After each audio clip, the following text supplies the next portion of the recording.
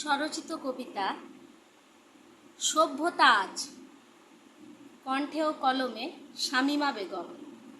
আজ সভ্যতা যাচ্ছে অতলে তলিয়ে, ক্ষুদ্র স্বার্থ ন্যায্যতায় ফাঁকি দিতে কত অভিনয়, কত নিঃস্বার্থতা।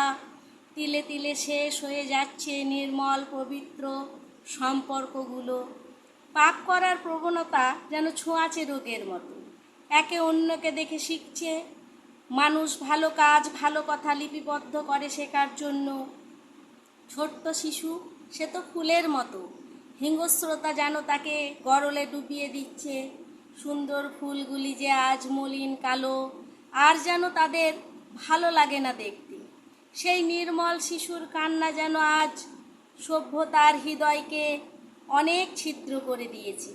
তার শরীরে আর রক্ত পৌঁছায় না সব স্থানে, তাই তার সমগ্র শরীরে পচন ধরেছে।